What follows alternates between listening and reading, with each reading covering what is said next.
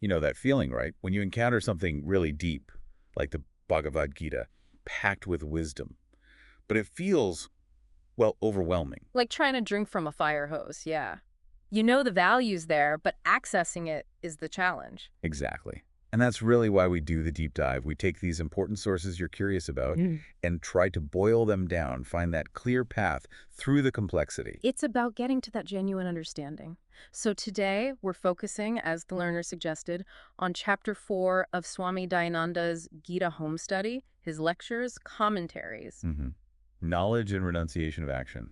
Sounds fundamental. Oh, it is. Some core teachings in here. So our goal today is to unpack that. We'll look at Avatara, God incarnate, and the characteristics of a wise person. Right, and also the importance of knowledge itself, how you get it, why it matters, the benefits. And who's actually ready for it, who might struggle. Exactly. Qualifications and disqualifications. So consider this your guided tour through Swami Dayananda's lens into the heart of Gita Chapter 4.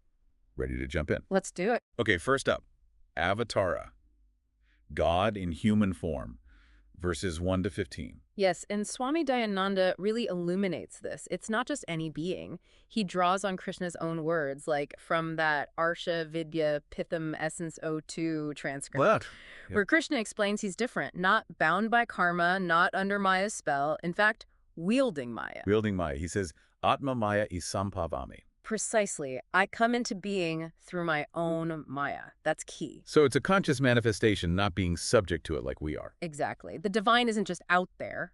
It participates, interacts, gives us a relatable way to grasp the ultimate. And the Essence O2 transcript also points out Krishna is Ishwara, the Lord. And the Mahabharata context is crucial, isn't it? Absolutely vital. It sets the stage, the time, the culture, the values. It explains why this divine appearance, then, was so significant. It wasn't just random, it was a specific intervention. Correct. And while Chapter 4 doesn't always spell out the exact why for every avatara, the underlying theme in these sources is definitely divine guidance stepping in. Making the supreme accessible, tangible. Okay, so from that divine descent, the chapter then moves logically to, well, who gets it? Who embodies that wisdom, the characteristics of the wise. Right. Verses 16 to 24. And this really builds on what we saw back in Chapter 2, remember? Verses 54-70. The Stita Pranja, the person of steady wisdom. Exactly. Yeah. So now it elaborates. The Mahadeva Sastri excerpt talks about abandoning attachment, desire, doing your duties, but without clinging to the results. That state of being permeated with sattva, that quality of purity, goodness. Yes. That sattva acts like a clarifier. It allows for viveka, that discrimination between the self and the not-self. So it's not just about being smart. It's a fundamental shift away from chasing external things, leading to inner peace. It cuts through the doubt, the avidya, the ignorance, like clearing away fog, as you said. Yeah. And Swami Gamtirananda connects this to the sthira buddhi, the steady intellect of someone who knows Brahman. Discussed more in Chapter 5, but the roots are here. Absolutely. Unwavering conviction. Seeing the same self everywhere. Free from delusion, asamudha. It's like an inner gyroscope keeping you stable. And Gampirananda's commentary on Chapter 2 also mentioned controlling the senses as key to staying focused on the Supreme. Makes perfect sense. If you're not constantly pulled outwards by distractions. That inner focus is much easier to maintain. And contrast that this is important with the self-deluded person. Mahadeva Sastri mentions this too. The one who physically restrains themselves, but their mind is elsewhere. Right. Thinking constantly of sense objects, that's called false conduct, a total mismatch between outer show and inner reality. It really underscores the true renunciation is internal. It's the state of mind that counts. Definitely. And Gampirananda points out, again, thinking back to Chapter 2, for the unsteady, the ayuktasya, it's a downward spiral. No focus. It means no wisdom, no meditation, no peace. And ultimately, no real happiness. It all stems from that inner instability. Okay, so Chapter 4 then shifts gears slightly, moving into the glory of this knowledge and how we actually get it. This is where Jnana comes in, right? The sacrifice of knowledge. Yes, Swami Paramarthananda really focuses on this heavily in his commentaries. Jnana. What makes this particular sacrifice so special? Well, Swami Paramarthananda explains that Advaita Jnana, the sacrifice of non-dual knowledge, is superior to the karma yajnas, the action-based sacrifices. Because? Because it leads directly to the merging of the individual self, the Jivatma, with the supreme self, Paramatma. It's not an external offering. It's the internal sacrifice of ignorance itself. Ah, okay. A radical inner shift, unifying you with the universal. Precisely. Swami Paramarthananda mentions 12 types of yajnas, but 11 are indirect means. Jnana yajna is the direct flight to liberation. It really glorifies knowledge. So knowledge isn't just a path, it's the ultimate offering in this context. How do we acquire it then? What are the means? The sources point to approaching a knower of truth, a guru.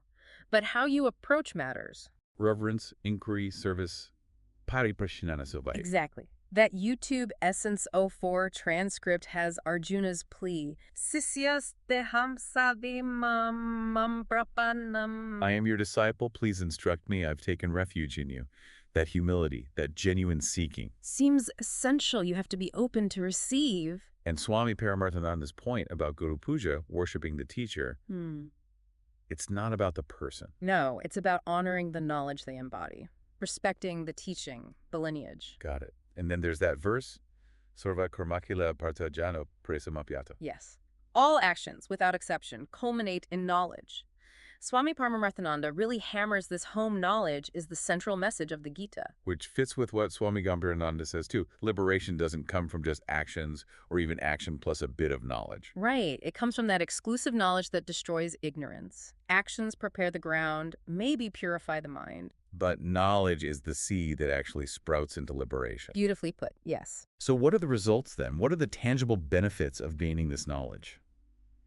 Verses 35 to 37. Swami Dayananda teaches that true knowledge completely shatters illusion. It allows you to see all beings in your own self. And therefore, in the divine. A total paradigm shift in perception. It's like seeing the underlying unity behind all the apparent diversity, from fragmentation to wholeness. And the text makes a huge claim here. Even the worst sinner Can cross over all sin using the boat of knowledge. It's a powerful statement about the transformative power of understanding. Incredible. And the fire analogy? Yes. Just as fire turns fuel to ashes, the fire of knowledge burns all actions, all karma to ashes. So the karmic residues are just gone. Dissolved. Yeah. Swami Gambirananda echoes this. Actions don't bind someone whose doubts are destroyed by knowledge, especially knowledge gained through karma yoga. So knowledge isn't just intellectual, it's actively purifying. It changes your relationship with past actions. Absolutely. Okay, final piece here. Who is actually qualified for this and who isn't? Verses 38 to 42. This is crucial. Swami Dayananda emphasizes faith yadha. The person with faith gains knowledge. Especially if they're devoted to it and have sense control. Right. It's not blind faith, though. It's more like a deep trust and commitment and openness to the teaching. So faith, devotion, self-mastery. Sounds like the entry requirements. They definitely help prepare you. Conversely, the text is very clear. The ignorant, the faithless, the doubter, they perish. Yes, doubt is portrayed as a major obstacle. Sasharam vinajati, the doubting soul, is lost. No peace here or hereafter for the doubter. It keeps seeing it like scattered, prevents settling into the truth. Exactly. Which is why Krishna urges Arjuna, as Swami Gambirananda highlights, to take the sword of knowledge, Nanasena. And cut down that doubt born of ignorance in the heart. It's an active, decisive step, inquiry followed by firm understanding. Powerful image. And Swami Paramarthananda also draws that distinction, doesn't he? Between karma yoga for purification. And Jnana yoga for liberation.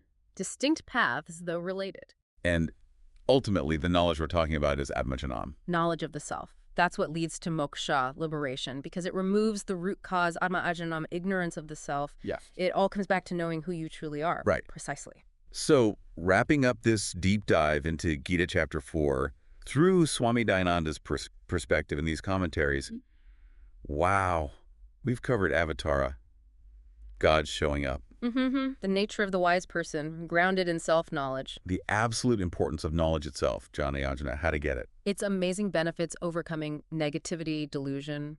And finally, who's ready for this journey, the role of faith, and the need to tackle doubt head-on. And chapter 4 really shows that this isn't just theory, it's a practical path. A way towards clarity, towards freedom from that cycle of ignorance and suffering we all experience. It really is. So for you listening, our learner, maybe take a moment. What part of this discussion on knowledge really struck a chord with you today? And perhaps think about how you might use that sort of knowledge to deal with doubts in your own life. Is there a difference for you between just gathering facts and really understanding something in a way that changes you? That's definitely something worth reflecting on. Absolutely. Well, in our next deep dive, we'll carry on this exploration with Chapter 5 from Swami Dayananda's Gita Home Study. Looking deeper into the renunciation of action should be fascinating. We hope you'll join us for that. Thank you so much for being with us on this deep dive today.